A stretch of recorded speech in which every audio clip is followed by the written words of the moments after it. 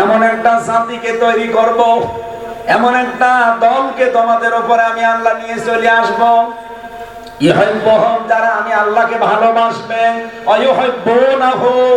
এবং আমি নিজেও তাদেরকে ভালোবাসবো। আপনি বাংলাদেশের সাথে আয়াতটা মিলান, আমি নাম নিলাম না, এমনিতেই মিলাতে পারবেন। আপনি দেখেন আজ দিন থেকে ফিরে যাওয়ার জন্য হিড়িক চলছে, সে জেনারেল কায়দায় বলেন, ধর্মীয় কায়দায় বলেন, কত মানুষ মনে করছে আল্লাহর এই দিনকে আমরা দুর্বল করে দেব।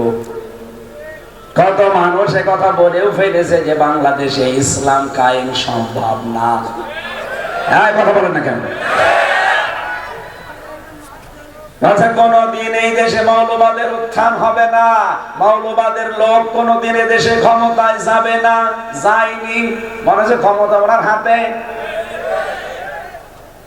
এমন কথা মানুষ আমরা বলতে শুনি, বলে কোরআনের ভেতরে রাজনীতির কোনো সম্পর্ক নেই।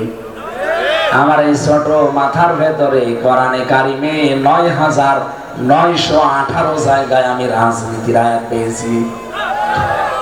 তাদের বড় বড় মাথা, ওরা তো আরো বেশি পাবে।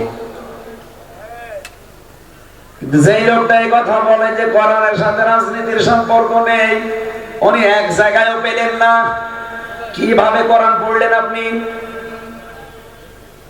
আপনার কি কোরআনের উপরে কোনো ডিগ্রি আছে? কোরআনের উপরে 10টা বছর কাটিয়েছেন। আমার এই 33 বছরের ভেতরে আমার মনে হয় 23 বছরই আমার কোরআনের উপরে চলছে। আমার অনার্স মাস্টার্স পর্যন্ত কোরআনের উপরে।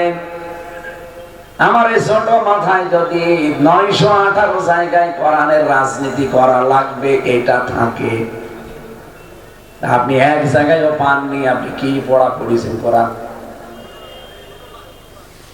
এই মানুষগুলো আসলে মনে করে যে না, এ দেশে আল্লাহর দিনকে দুর্বল করার জন্য এমন এমন কথা বলবো, কাজ করব, মানুষ যেন দিন থেকে ফিরে যায়। আরে ভাই, নিজের কপালে আপনি নিজে কুড়াল মারছেন। আল্লাহর দিন থেকে যদি ফিরে যায়, যে হামজার কোনো ক্ষতি নেই। এক কথা বলেন না কেন? আল্লাহর দিন থেকে আল্লাহর বান্দারা যদি সত্যি ফিরে যায়, হামজার কোনো লস আছে? কারণ দিনের মালিক তো আর আমি না। কি দিনের মালিক? আমি। দিনের মালিক যিনি, উনি সিদ্ধান্ত নিয়েছেন মানুষ যখনই দেখবো আমার দিন থেকে ফিরে যায়, মুখ ফিরিয়ে নেয়, আমি আল্লাহ নিজে তখন সিদ্ধান্ত নেই ওই জায়গায় এমন একটা দল আমি তৈরি করে দেব, যেই দল আমাকে ভালোবাসবে, আমি আল্লাহ তাদের ভালোবাসবো। বলেন তো, এরকম একটা দল বাংলাদেশে এখন তৈরি হচ্ছে না? যারা দিন থেকে ফেরত চলে যায়, আর এই মানুষগুলো দিনকে মানার জন্য, দিনকে কায়েম করার জন্য জান প্রাণ দিয়ে চেষ্টা চালাচ্ছে। এদের ভেতরে কয়েকটা গুণ তৈরি হবে, তখন দেখতে পারবেন। আল্লাহ পাক বলেন, কাতাবাল্লাহু লা আগলিবান্না আনা ওয়া রুসুলি। সূরা মুজাদালার 21 নম্বর আয়াতের প্রথম অংশে আছে, 28 নম্বর পারার 4 নম্বর পৃষ্ঠার প্রথম লাইনে আছে। রব্বুল আলামিন বলেন, কাতাবাল্লাহু লা আগলিবান্না। যারা আরবি গ্রামার জানে জিজ্ঞাসা করে, লামে তাকিদ নুনে সাকিদা। আল্লাহ গ্যারান্টি দিয়ে বলছে, বিজয় কারা হবে এটা আমি আল্লাহ লিখে দিয়েছি। আল্লাহর লিখিত কোন জিনিস খণ্ডন হওয়া সম্ভব? বলেন বলেন। আল্লাহ বলেন, আমি লিখে দিয়েছি যে বিজয় হবে আমি আল্লাহ এবং আমার রাসূল। সুতরাং আল্লাহ রাসূলের পথে যারা আছে তারা বিজয় হবে। এ পথ থেকে যারা দূরে চলে যাবে, চর্ম চোখে ওরা মনে করবে আমরা মনে হয় সামনে যাচ্ছে, কিন্তু বিজয় আপনাকে আল্লাহ দেবে না। যদি আল্লাহ আপনাকে বিজয় দিয়ে দেয়, তাহলে কোরআন শরীফ মিথ্যা হয়ে যাবে। কি কথা বলে না কেন? এরপরে আল্লাহ 2টা গুরুত্বপূর্ণ নাম নিয়েছেন, ইন্নাল্লাহা কবিয়্যুন আজিজ। কত শক্ত নাম, কবিয়্যুন আজিজ। আল্লাহ পাক বিজয়ী হওয়ার ঘোষণা দিয়ে এই নামগুলো মানুষকে জানালেন। আজিজ মানে আমাকে কখনোই দুর্বল করা সম্ভব না। যত ষড়যন্ত্র হোক, কবিয়্যুন আমি শক্তিশালী, আমার শক্তির সামনে সব তুচ্ছ হয়ে যাবে। আমরা কোরআনে কারিমের আয়াতকে বিশ্বাস করি 98 ভাগ। বলেন বলেন, আরো জোরে বলেন কত ভাগ? সুতরাং সামনে বিজয় ইসলামের হবে। আল্লাহ পাক তার এমন একটা দল এই দেশে তৈরি করতে যাচ্ছেন, যেই দলকে আল্লাহ নিজে ভালোবাসেন এবং যেই দল আল্লাহকে ভালোবাসে। আল্লাহ কেন এই সিদ্ধান্ত নিতে চান? মাইয়ার তাদ্দা মিনকুম আন দীনিহি, কারণ মানুষ আল্লাহ দেখে যে ফিরে যাচ্ছে আমার দিন থেকে। 15.5 বছর চাই হয়েছে জালেমদের, কিন্তু অনেক মুনাফিক দেখছে এখন প্রকাশ্যে আল্লাহর দিন থেকে ফিরে চলে যাচ্ছে। আল কোরআনের আলো ঘরে ঘরে জালো, এটা নাকি দলীয় স্লোগান, অথচ এটা কোরআনের স্লোগান। এই কথা বললেন না? এটাকে আমি বানালাম। সূরা বানী ইসরাঈলে আছে 15 নম্বর পারা 9 নম্বর পৃষ্ঠা 2 নম্বর লাইনের 82 নম্বর আয়াতের প্রথম অংশে আছে, এত দলিল দিয়েও যদি আপনার মন খারাপ হয়, এদিকে আসেন আসেন।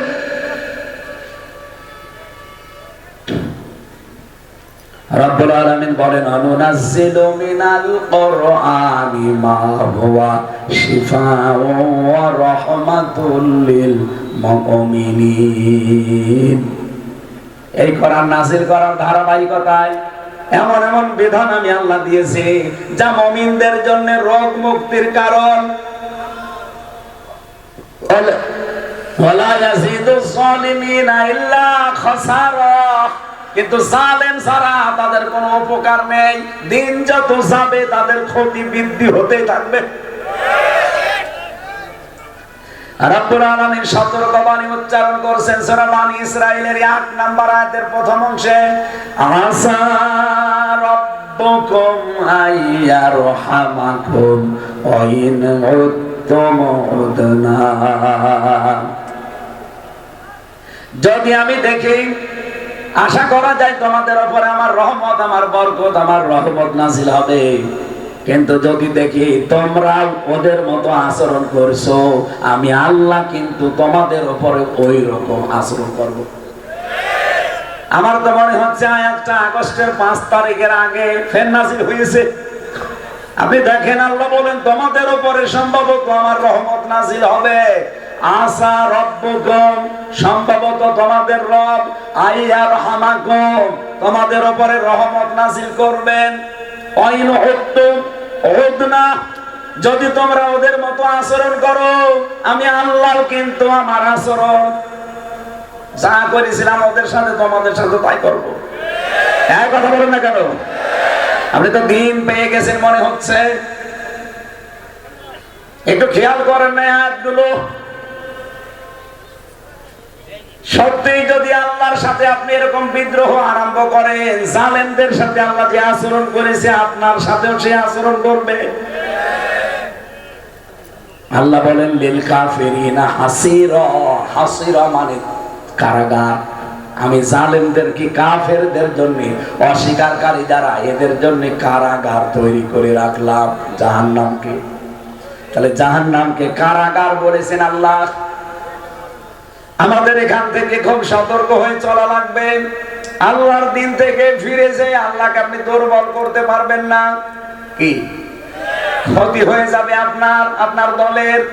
কারণ আল্লাহ এমন একটা দলকে এই জায়গায় দাঁড় করিয়ে দেবেন, ওয়াইন তাতাওয়াল্লাউ ইয়াস্তাবদিল কওমান গায়রাকুম সুম্মা লা ইয়াকুনু আমসালাকুম।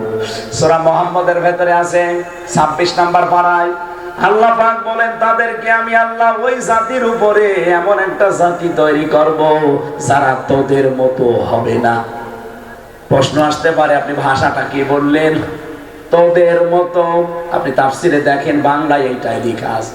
তোমাদের মতো এত সম্মানিত শব্দ আল্লাহ দেয়নি।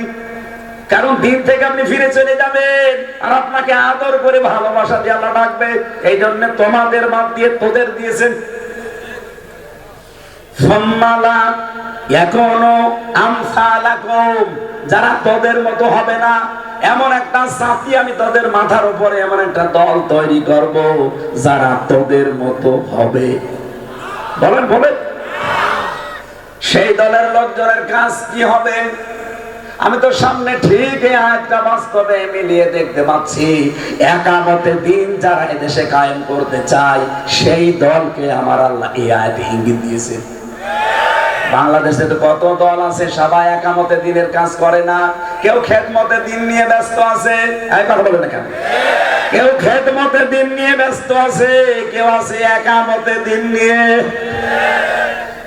খেদমতে দিন যদি এদেশে কিয়ামত পর্যন্ত হয়, একামতে দিন যদি এদেশে কায়েম না হয়, আল্লাহর কসম, আল্লাহর বহু বিধান আছে আপনি মানতে পারবেন না। বলেন বাংলাদেশে খেদমতে দিন আছে না নেই? কিন্তু সুদ মুক্ত হতে পারছেন? বলেন। ব্যাংকিং ব্যবস্থার দিকে তাকান। এখন ইসলামী ব্যাংকে যে নিয়ম নীতিগুলো আছে, এইগুলো যদি আজ বাংলার সব ব্যাংকে আমরা জারি করতে পারতাম, হ্যাঁ, এরা 100% সুদ মুক্ত না। যতদিন পর্যন্ত রাষ্ট্রীয়ভাবে যাকাত ভিত্তিক অর্থনীতি কায়েম না হবে, ততদিন এই দেশে সভাপতি না, সভাপতির বাপও যদি মাস করে সেও সুদ খোর। আমার এই টুপি সুন্দর লাগছে, এর ভেতরেও সুদ আছে। প্রশ্ন আসতে পারে, তাহলে আপনার ওয়াজ শুনে আর গর্ব কি? আপনি তো সুদ খোর। আরে ভাই, এই টুপিটা আমি যে দোকান থেকে কিনেছি, এটা যেই ফ্যাক্টরিতে তৈরি হয়েছে, ওই ফ্যাক্টরির মালিক এই দেশের ব্যাংক থেকে লোন নিয়েছে। আর লোন নিলে তো সুদ দেয় না। বলুন, এদেশের সোনালী, রূপালী, চৈতালি ব্যাংক আছে? চৈতালিও হবে। সোনালী, রূপালী, চৈতালি, অগ্রণী, যত রকমের ব্যাংক আছে, যতদিন পর্যন্ত মোশারাকা, মুদারাবা, মোরাবাহা, বায়ে সালাম, বায়ে ইস্তেসনা, বায়ে মুআজ্জাল, ওয়াহিদা, এরকম প্রায় 32টার উপরে নিয়ম আছে। এইগুলো যখন আপনি ইসলামী অর্থনীতিতে মানতে পারবেন, ব্যাংকিং ব্যবস্থায়, তখন আপনি সুদ থেকে মুক্ত হতে পারবেন। কিন্তু আমরা পারছি না কেন? কারণ দেশে এখনো রাষ্ট্রীয়ভাবে যাকাত ভিত্তিক অর্থনীতি কায়েম। বলেন বলেন। বাংলার মুসলমানেরা ভালো করে মিলান। আল্লাহ যেহেতু একটা দল তৈরি করবে, নিজে বলছেন, যখন আল্লাহর বান্দারা দিন থেকে ফিরে চলে যাবে। আজ কত মানুষ ইসলামের নাম নিয়ে আল্লাহর বান্দাদেরকে দিন থেকে সরিয়ে নিচ্ছে। আমি চ্যালেঞ্জ দিয়ে বলতে পারি, দেশের হাজারো পীর এই ধান্দায় লেগে আছে। যারা মনে হয় বাতিলের কাছে কিছু পায়, তাছাড়া তারাও তো দেখি মাওলানা, মুফতি, মুহাদ্দিস, আল্লামা, পীরে কামেল, মুজাদ্দেদে জামান, ভারতের কামান, হাওড়ার সেতু, যমুনার ব্রিজ, কত কিছু নামের আগে 14 লাইন ডিগ্রি দিয়েছে। শেষে আবার লেখা থাকে কু সে আ, কুকুর, শিকার, বিড়াল। তাছাড়া কি কু সে আ মানে কি? কুত্তা বিড়াল হবে না? এরা তো অবশ্যই কামেল পাস করে, অনার্স মাস্টার্স করেছে। কি আয়াতগুলো পড়ে না তারা? আল্লাহর দিনের ভেতরে নতুন করে কিছু দিলে সে কাফের।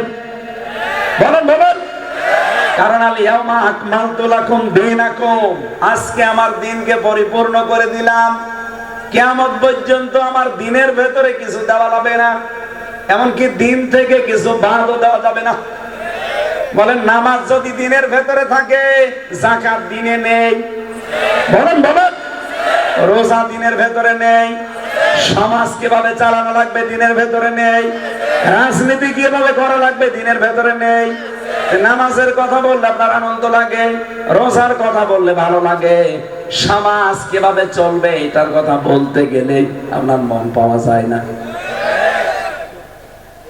রাজনীতি একটা ইবাদত, এই ইবাদতটা বাংলাদেশের মানুষ বোঝে না। কি কথা বলা লাগবে? এইটা আজ আমরা বুঝি না, এই জন্যই তো পুরা রাজনীতিটা আজ দুর্নীতি হয়ে দাঁড়িয়েছে। আল্লাহর কসম, যারা ভারতকে সমর্থন করেন, আমি নির্দ্বিধায় বলতে পারি আপনি দুর্নীতি সামনে করবেন অথবা করেছেন। এই জন্য সামনে পালানো লাগতে পারে, জায়গা কাছে, এই কারণে ভারতকে সমর্থন করেন। ও জালেমরা তো সমর্থন করতো এই কারণে যে যা করেছি পাহাড় এ নিয়ে তো আর আমেরিকায় একবারে যাওয়া যাচ্ছে না, গেলে আগে দাদার কাছে এরপরে ওখান থেকে, এই জন্য এত সাপোর্ট করতো। এমনকি স্বামী স্ত্রী বানিয়ে ফেলেছি, আর শয়তানরা পালিয়েছেও ঠিক দাদার কাছে। 300 এমপির ভেতরে প্রায় 280 জনই দাদার কাছে, আর বাকি কয়েকটা আমি বিভিন্ন দেশে পেয়েছিলাম, সিঙ্গাপুরে, মালয়েশিয়া, থাইল্যান্ডে, ইন্দোনেশিয়া, বড় বড় যে দেশগুলোতে আমি গেছি, যে দেখি ওই দেশে ওরা হোটেলে থাকে। মালয়েশিয়া যে হোটেলে উঠলাম, ইন্টারন্যাশনাল হোটেল, নিচে নামলাম, দেখি 2 শয়তান বসে চা খাচ্ছে আর পেপার পড়ছে। কি গো হুজুর, আমরা আগেই পালিয়েছি, আপনি একটু দোয়া করেন আমাদের জন্য। আমার বলছে আপনি চা খান, আপনার চা খাওয়া যায় না।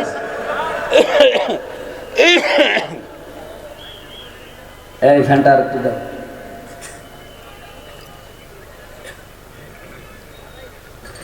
আমি আবার রিপিট করছি, যারা দাদা বাবুদের সমর্থন করেন, এখানে অনেক গোয়েন্দা আছে আমি জানি, আপনি ছেড়ে দেন, আমার কোনো ভয় নেই জীবনের ওপরে, কারণ আমি মরণের ঘর থেকে ঘুরে এসেছি।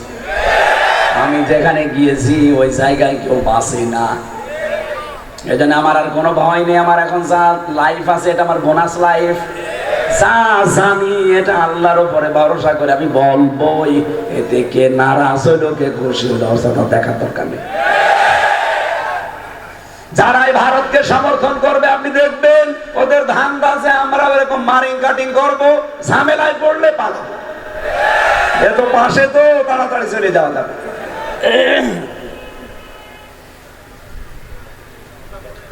আল্লাহ রাব্বুল আলামিন বলেন, যাদেরকে আমি তৈরি করব তাদের কয়েকটা গুণ পাবে তোমরা। কয়টা? কমপক্ষে 3টা গুণ তাদের ভেতরে পাওয়া যাবে। আযিল্লাতিনা আলাল মুমিনিনা আইজ্জাতিনা আলাল কাফিরিন। রাব্বুল আলামিন বলেন ওই মানুষগুলোর প্রথম নম্বরে গুণ হবে, হে নবী, তারা নিজেদের প্রতি রহমদিল হবে আর কাফেরদের প্রতি কঠোর হবে। আপনি বাংলাদেশে দেখেন একামতে দিনের দায়িত্ব যারা পালন করে, অনেকের প্রশ্ন আসতে পারে শুধু ওই দিকে টানেন। আরে ভাই, আল্লাহর কসম আমি কোরআন মাথায় নিয়ে বলতে পারে, আমি টানা টানি না, কোরআনের সাথে মেলে, এই জন্য বলছি। আজ এই দেশে কত দল সভাপতি না দিলে মারামারি করে, আর এই দলে সভাপতির দায়িত্ব দিলে কান্নাকাটি করে। আমি বেশি বললাম? দায়িত্ব দিতে গেলে কান্নাকাটি করে নিতে চাই না, বলে না এত বড় দায়িত্ব আমি পালন করতে পারবো না। আর এমন দল দেখতে পায় সভাপতি না দিলেও কোপ মারে। রাব্বুল আলামিন বলেন প্রথম নম্বরে তাদের গুণ পাবে নিজেদের ভেতরে খুব রহমদিল, তারা কমল হৃদয়ের। এই দেশে একামতে দিনের দায়িত্বে যারা আছে ওরা বাড়ি চট্টগ্রাম, একজনের বাড়ি খুলনা, 600 কিলোমিটার দূর। এরপরও দেখবেন আপন ভাইয়ের চাইতেও মহব্বত বেশি, শুধু দিনের কারণে। আর নিজের আপন ভাই ইসলাম মানে না, দিন থেকে ফিরে গেছে, ও ভাইকে জানের শত্রু মনে করে। কারণ আযিল্লাতিনা আলাল মুমিনিন, মুমিনদের উপরে তারা রহমদিল হবে। আর ইজ্জাতিনা আলাল কাফিরিন, কাফেরদের প্রতি হবে কড়া, ভয়ঙ্কর। বিশ্বনবীর উম্মত যারা হবে তাদের গুণাগুণ পেয়েছি সূরা ফাতিহার ভেতরে। না, বন্ধ করে দিন। শরীর আসলে কন্ট্রোলের বাইরে, কিছুই আমার শরীরে মানছে না। একটু দিলে গলা বসে যাচ্ছে, আবার না দিলে ঘেমে যাচ্ছে। 3টা বছরে জালেমরা যা অত্যাচার চালিয়েছে শরীরের উপরে, শরীরটা শেষ করে দিয়েছে। মুহাম্মাদুর রাসূলুল্লাহ ওয়াল্লাযীনা মাআহু আশিদ্দাউ আলাল কুফফারি রুহামাউ বাইনাহুম। আল্লাহ পাক বলেন মুহাম্মদ সাল্লাল্লাহু আলাইহি সাল্লাম আল্লাহর রাসূল, তার সাথে যারা থাকবে তার সঙ্গে তাদের কয়েকটা গুণ আপনি দেখতে পাবেন। আশিদ্দাউ আলাল কুফফার, তারা কাফেরদের প্রতি কঠোর হবে। কাফেরদের প্রতি কঠোর হওয়া মানে কাফেরদের আচরণ, কাফেরদের দিবস, কাফেরদের নিয়ে আসা যত অনুষ্ঠান সবগুলোর প্রতি কড়া হওয়া লাগবে। এ বাংলাদেশে কোনো কাফেরের তৈরি করা কোন অনুষ্ঠান আমরা পালন করব? এই যে ফেব্রুয়ারি মাসের 14 তারিখে যেটা গেছে, এটা কাফেরদের তৈরি করা, ইংল্যান্ড থেকে নিয়ে আসা খ্রিস্টানদের বিশ্ব ভালোবাসা না, বিশ্ব বেহায়া দিবস। এটা মুসলমানের ছেলে মেয়েরা আগামী থেকে আর পালন করবে? আরো জোরে বলেন, করবে? পৃথিবীতে মুসলমানদের দিবস হবে দুইটা, ঈদুল আজহা, ঈদুল ফিতর, এর বাইরে কোনো দিবস নেই। কত মানুষ আজ দিবস বানায়, জেল খাটা দিবস, প্রত্যাবর্তন দিবস, বিয়ে করা দিবস। আরে ভাই, বিয়ে করা দিবস যদি পালন করা লাগে, কেউ তো বিয়ে করে 4টা, বছরে তো 4 দিন শুধু বিয়ে হিসাবে। এত দিবসই আপনি পাবেন কোথায় শেষে? আমার কুষ্টিয়ার একজন বিয়ে করেছে 9টা, একসাথে 7টা বউ। বলো মাশাআল্লাহ। ওরে জবাই করা দরকার, শয়তান আল্লাহর বিধান পুরাটা উল্টিয়ে ফেলেছে। রবজল নাকি নাম যেন শয়তানি ধরা পড়েছে কয়দিন আগে। আমার মনে হয় বাটাম দেওয়া দরকার। মানুষ একটাই পারি না, আমরা আরো কয়টা? আর মেয়েগুলো কিরকম যে এর মতো মানুষের সাথে থাকে, কিছু মানুষের রুচি নিয়ে আসে না। কুমিল্লাবাসী আজকে থেকে এই গুণ অর্জন করে ওই দলের ভেতরে আমাদেরকে আল্লাহ যেন শামিল করে। আজ নিজেদের প্রতি স্নেহশীল, মায়াশীল, মহাব্বতশীল, কমল হৃদয়ের হওয়া লাগবে। আর কাফেরদের যত অনুষ্ঠান সামনে আসবে, তারা সামনে পড়লেই ওদের উপরে কড়া হওয়া লাগবে। যাদের ভেতরে এই গুণগুলো আছে আপনি দেখেন, এদেশে পাবেন। রব্বুল আলামিন বলেন কমপক্ষে 3টা গুণ তো তাদের ভেতরে পাওয়া যাবে। কয়টা? আরো জোরে বলেন। আয়াতের পরের আয়াতের শেষের দিকে পাবেন, আল্লাযীনা ইউকিমুনাস সালাতা ওয়া ইউতুনাজ যাকাতা ওয়া হুম রাকিউন। এই মানুষগুলোর প্রথম কাজ, তারা নামাজ কায়েমের আন্দোলন করবে। আরে ভাই, এখানে ফাসাল্লি লিরাব্বিকা নেই যে নামাজ পড়বে তার রবের জন্য না। আল্লাযীনা ইউকিমুনাস সালাত, যারা নামাজ কায়েম করবে। আর কায়েম করা এটা ব্যক্তির না, এটা কায়েম করা রাষ্ট্রের দায়িত্ব। সুতরাং আমরা এমন একটা রাষ্ট্র তৈরি করতে চাই যে রাষ্ট্রে নামাজ কায়েম থাকবে। এইটার জন্য রাজনীতি করি, এইটার জন্য রাজনৈতিক কথা বলা হয়। তাছাড়া অন্য কোনো উদ্দেশ্য আল্লাহর কসম আমার নেই। আমি যেহেতু নামাজ একা একা পড়তে পারবো, কিন্তু কায়েম করতে বলেন, বলেন আরো জোরে বলেন। নামাজ কায়েমের দায়িত্ব কার? রাষ্ট্রের। কার? এটাকে আমি বানালাম। সূরা হজের 41 নম্বর আয়াতে আল্লাহ দলিল দিয়েছেন, আল্লাযীনা ইম্মাক্কান্নাহুম ফিল আরদি আকামুস সালাহ। যাদেরকে আমি রাষ্ট্র ক্ষমতা দেব, ওরা যদি মুমিন হয়, ওরা প্রথম নাম্বারে নামাজ কায়েমের বিল পাস করে দেবে নামাজের। আমরা তো চাই 300 এমপির ভেতরে অন্তত 151 জন এমপি এই দেশে এমন সংসদে কোরআন বুকে নিয়ে যাবে যারা সংসদের প্রথম অধিবেশনে নামাজের বিল আনবে। এটা আপনার কাছে রাজনীতি মনে হয়? এইটাই তো আসল নীতি। তাছাড়া ব্যক্তিগত জীবনে যদি নামাজ পড়ার কথা আল্লাহ বলতেন, আমি আয়াত পড়তাম না। যেহেতু আল্লাহ এমন মানুষকে ভালোবাসেন, তারাও আল্লাহকে ভালোবাসে, তার প্রথম গুণ তারা নামাজ কায়েমের আন্দোলন করবে। আজ এই তাফসীর মাহফিল, ওয়াজ মাহফিল, এই সমস্ত অনুষ্ঠানে কোরআনের কথাগুলো এইভাবে বলা হয় না। বলতে গেলে এই 15 বছর খালি রাজনীতি বলতো। কি বলেন, বলেন। এই কারণে কি হয়েছে দেখেছেন, বউগুলো রাজমিস্ত্রি আর আমরা জোগাইলে। কি বউগুলো রাজমিস্ত্রি না?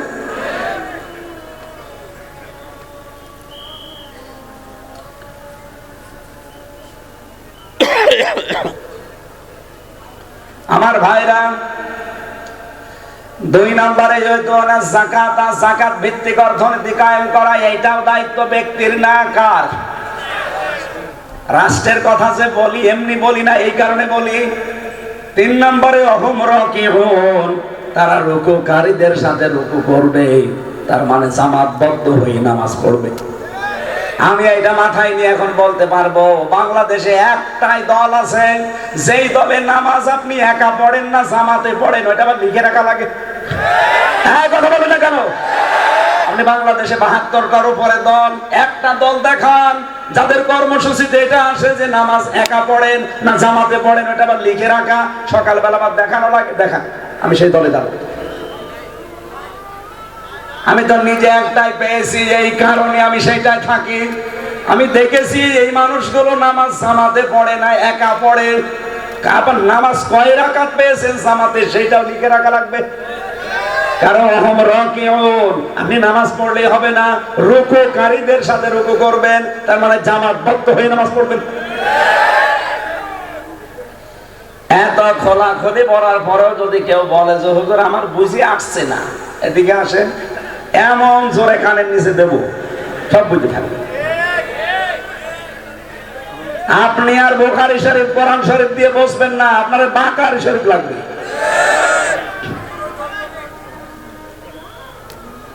সঠিক কথাগুলো মানুষ তুলে ধরতে চায় না, আয়াত পড়ে একরকম, ব্যাখ্যায় চলে যায় আর একদিকে। আমি যা পড়েছি তাফসীরে সেইটাই বাংলা বললাম, আপনি মিলিয়ে দেখেন, একটা কথা যদি ভুল হয় আমার সাথে বসে।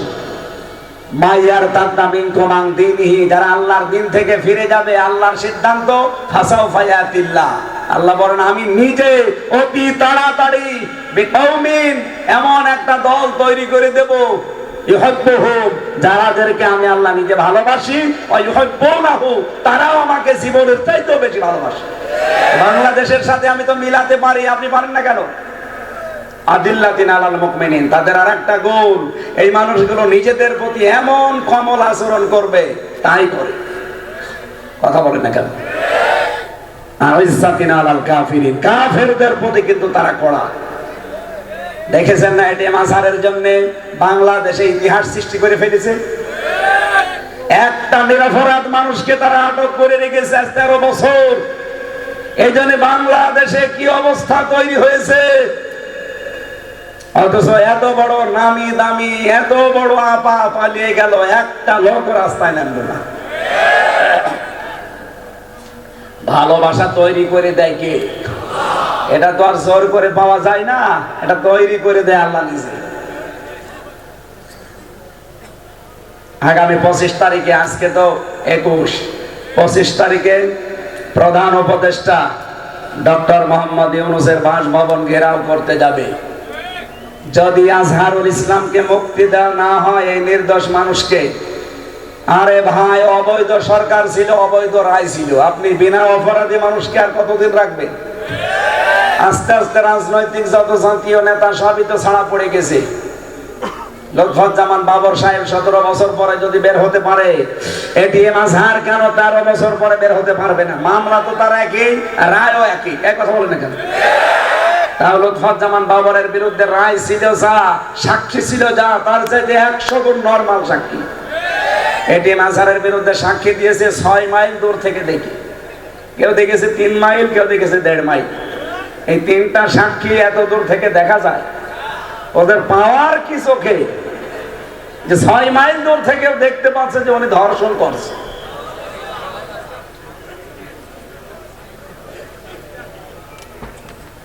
অথচ ধর্ষণের বিরুদ্ধে যদি কেউ সাক্ষী দিতে যায় ধর্ষণের পক্ষে, কলমের মাথার ভেতরে কলম থাকা অবস্থায় যেভাবে ঠিক নারী পুরুষকে আপনি ওইভাবে চোখে দেখবেন, তারপরে সাক্ষী দেবেন। আর এখান থেকে 6 মাইল দূরে উনি দেখেছে যে উনি ধর্ষণ করছে। আর ধর্ষণ করছে না কি করছে আপনি কি দেখলেন? আল্লামা সাঈদীর বিরুদ্ধে সর্বশেষ মামলা দিয়েছিল জালেমরা, ধর্ষণের মামলা। পিরোজপুর থেকে যে মহিলাকে সাজিয়ে টাকা পয়সা দিয়ে নিয়ে এসেছিল, অ্যাডভোকেট তাজুল ইসলাম জিজ্ঞাসা করছে, এই মেয়ে মাওলানা সাঈদী আপনাকে ধর্ষণ করেছে? বলছে জি হ্যাঁ। আপনার জন্ম তারিখ কত, কবে জন্ম নিয়েছেন আপনি? আচ্ছা 1975 সালে 1975 সালে আপনার জন্ম, ধর্ষণ করেছে 71 সালে, এটাকে রুহের জগতে। অ্যাডভোকেট তাজুল ইসলাম ওই দিনই বলেছিল, মাননীয় আদালত পয়েন্টটা একটু লিখে রাখেন, ওর জন্ম 75-এ, ধর্ষিতা হয়েছে 71-এ। ওই দিনই তো মামলা ঢিসমিস হয়ে যাওয়ার কথা। বিচারপতি ছিল কালা মানিক। আমার মনে হয় ওর আর একবার মুসলমানি দেওয়া দরকার। মুসলমানি দেওয়ার দরকার নেই, কারণ ওর একটা বেশি উড়ে গেছে। ওর মুসলমান কি করবে, ওর বেশি নেই।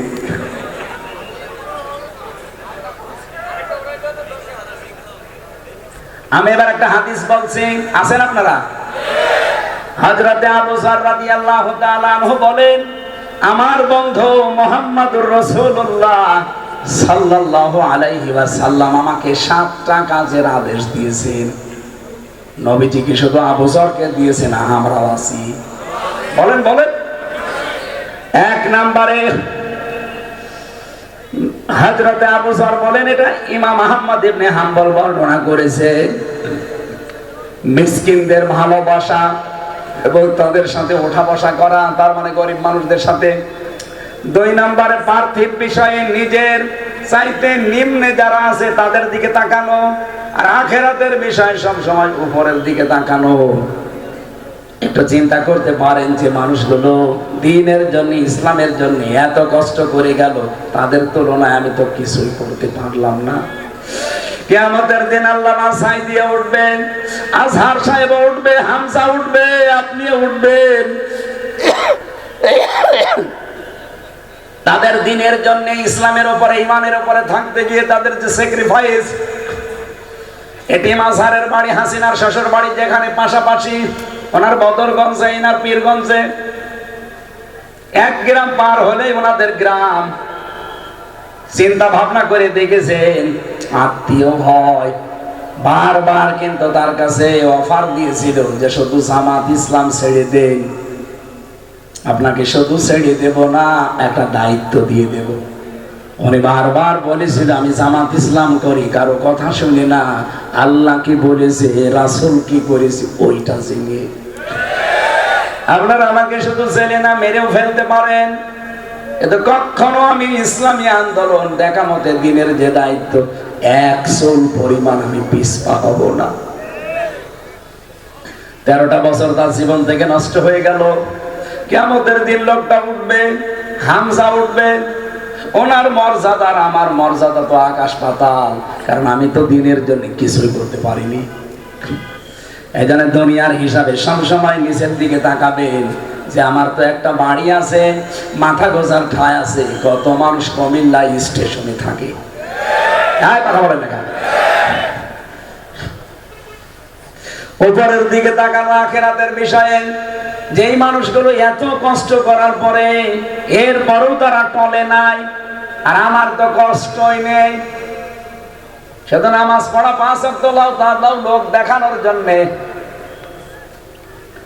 এরপরে 3 নম্বরে বেশি রক্তের সম্পর্কগুলো যুক্ত রাখা লাগবে, যদিও তারা ছিন্ন করতে চায়। আর এটা বাংলাদেশের সমস্যা। বহু মানুষ দেখতে মনে হয় আল্লাহর ওলির মতো, কিন্তু নিজের ভাইয়ের সাথে কথা বলে না। কথা বলে না কেন? আশা করছি রক্তের সম্পর্কগুলো ঠিক রাখবেন। 4 নম্বরে কারো কাছে কিছু না চাওয়া। নবীজি বলেন, যদি জুতার ফিতাও দরকার হয় আগে সেজদা দিয়ে আল্লাহর কাছে বলবা, এরপরে অন্য কারো কাছে। 5 নম্বরে বেশি তিক্ত হলেও সত্য কথা বলা লাগবে। আজ বাংলাদেশে সব আলেম যদি কোরআন থেকে সত্য কথাগুলো আমরা বলতে পারতাম, আল্লাহর কসম এই 15 বছরে কোরআনের কথা কেউ বাধা দেওয়ার সাহস পেত না। আমরা বলতে চাই না, বাবা শাহজালাল দিনকাল ভালো না। আরে দিনকাল কি 1400 বছর আগে ভালো ছিল? ওই সময় তো আরো খারাপ ছিল। করাত দিয়ে ছিঁড়ে ফেলতো নবীদেরকে, বুকের উপরে পাথর দিয়ে রেখেছিল হযরতে বেলালকে। এক কথা বলে না কেন? অঙ্গার দিয়ে পেছনে এরকম স্যাক দিত, আগুনের স্যাক। তার চাইতে কি দিনকাল খারাপ হয়ে গেছে? আপনার জন্য তো খারাপ হয়নি, দেলাওয়ার ভাইয়ের জন্য খারাপ হয়েছে। আগুনের শিক গরম করে তার লজ্জাস্থানে ঢুকিয়েছি, পুরুষাঙ্গ নষ্ট হয়ে গেছে। পরবর্তীতে চিকিৎসার মাধ্যমে আবার আল্লাহ ফেরত দিয়েছে। 57 দিন রিমান্ডে ছিল শফিকুল ইসলাম মাসুদ। আপনি কয়দিন কি করেছেন ইসলামের জন্য? আপনার কি অবদান আছে ইসলামের? শুধু খান, পেট আর জহব্বা, এছাড়া আর কিছুই নেই আপনার। এত বড় বড় ভড়ি হয় আপনার, আলেমদের ভড়ি হবে কোন কারণে? হ্যাঁ, নবীজি বলেন খাওয়ার আগে যদি 3টা সুন্নাত কেউ পালন করে কখনো ওর পেট বুকের উপরে উঠবে না। খাওয়ার আগে 3টা সুন্নাত কি? 1 ভাগ পানি, 1 ভাগ খাবার আর 1 ভাগ খালি রাখবেন হজমের জন্য। মরণের খাওয়া খায়, এরপরে মিষ্টি খাওয়া সুন্নাত, আরো খাবার খায়। ওর পেট বড় হবে না? হবে কি? এত বড় বড় পেট হয়, মহিলারা লজ্জা পায়। আরে আল্লাহ, ছেলে মেয়ে হয় আমার আর পেট হয় সলিমদ্দি। কি ভড়ি গো, আখেরি ভড়ি। আমার মনে হয় পেটের উপরে উকুন মারা যায়, টাস টাস করে শব্দ হবে, এত বড় ভড়ি। কোলাকুলি করতে যাবেন, বুক পাবেন না, এখানে বেঁধে যাবে। এরকম মানুষ দেশে নেই? যারা বেশি বেশি খায় দেখবেন খালি খাই খাই করে, দেখবেন 2টা জিনিস বড় হয়, একটা পেট আর একটা মোষ। এত বড় বড় মোষ হয়, উকুন হয়, টের পাই না। কুষ্টিয়ায় এক চাষারে পেয়েছিলাম, দেখি যে সাদা। কি গো, কয়েকদিন আগে দেখলাম একেবারে কাঁচা, এখন পেকে গেছি। বলছে ভাতিজা, এ গোপ পাকানাস, দুধ খেতে যে সর নিয়ে গেছে। কি মোষের বহরছে, দেখো দুধ খেতে যে সর লেগেছে ও টের পাই। এরপরে পেয়েছি 6 নম্বরে, আল্লাহর ব্যাপারে ধর্মীয় কাজে কোনো তিরস্কারকে ভয় পাওয়া যাবে না। আজকের তেলাওয়াতকৃত আয়াতের 3 নাম্বার পয়েন্ট এটা আছে, ইউজাহিদুনা ফি সাবিলিল্লাহ ওয়ালা ইয়াখাফুনা লাওমাতা লাইম। এরপরে 7 নাম্বার পেয়েছি, অধিকাংশ সময় লা হাওলা ওয়ালা কুওয়াতা ইল্লা বিল্লাহ, এই শব্দটা মুখে রাখবেন। নবীজি বলেন যালিকা ফাদলুল্লাহ, আল্লাহর কোরআন জানিয়েছে এটা আল্লাহর বিশেষ অনুগ্রহ। ইউতিহি মাইয়াশা, যাকে আল্লাহ ইচ্ছা করেন তাকে দান করেন। আল্লাহু ওয়াসিউন আলিম, আল্লাহ প্রশস্ত এবং প্রাচুর্যময়। এই আয়াত থেকে যে শিক্ষাগুলো বের করেছি আমার মনে হয় আপনারা বুঝে ফেলেছেন। আমরা যদি দিন থেকে ফিরে যাই, আল্লাহর কোনো ক্ষতি আছে? বলেন আছে? আল্লাহ এমন একটা দল নিজে তৈরি করে দেবেন যে দলের ক্ষতি আপনি আর করতে পারবেন না, কারণ ওই দলকে বানাবে কে? আল্লাহ তাদেরকে ভালোবাসবেন, তারা আল্লাহকে ভালোবাসবে। নিজেদের প্রতি তারা কোমল হবে, কাফেরদের প্রতি কঠোর হবে। তিরস্কারের কোনো ভয় তাদের থাকবে না। আল্লাহ বলেন এটা আল্লাহ যাকে তাকে দেয় না, যার উপরে আল্লাহর বিশেষ দয়া আছে তারে এটা আল্লাহ দান করেন। আল্লাহ যেন ওই দলের ভেতরে আমাদের মতো মানুষদেরকে শামিল করে দিন কায়েমে ভূমিকা রাখার তৌফিক দেন, বলেন আমিন। বারাকাল্লাহু লানা ওয়া লাকুম ফিল কোরআনিল আযীম। 45 বাজে আযান দিয়ে নামাজ পড়ি।